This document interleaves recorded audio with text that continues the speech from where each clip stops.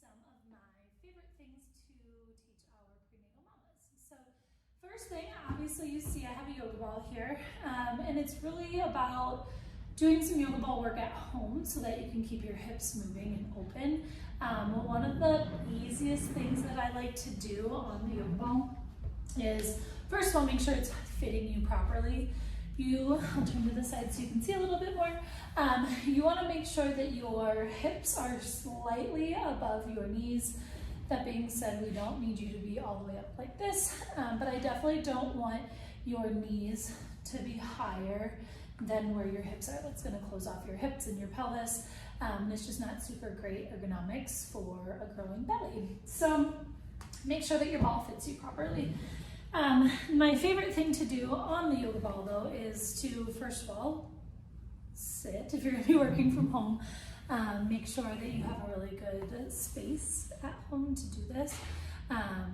Instead of like a desk chair or something like that, you can always grab out your yoga ball if you're going to be doing a lot of computer work. For those of us who are just incorporating it into our daily stretches, the thing I like to do is just start by wiggling your hips, really like windshield wiper, back and forth, side to side, really to open up everything in the lower half of your body, the pelvic floor, and making sure that your hips are just staying nice and loose.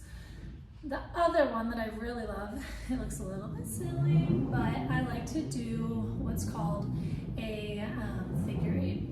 My ball's really noisy, so you're gonna kind of hear it wiggling around. But these hip circles are going to be really beneficial to make sure that you have proper hip alignment and that your hips aren't getting stuck on one SI joint over the other.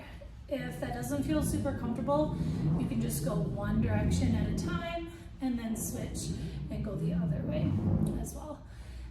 So those are my favorite things to do on the ball.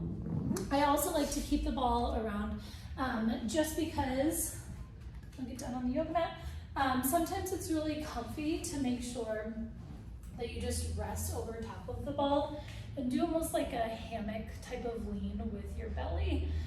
This really helps to take off pressure off of your low back. If you're standing a lot, or even if you do a lot of sitting throughout the day, kind of just creating a nice hammock throughout that belly.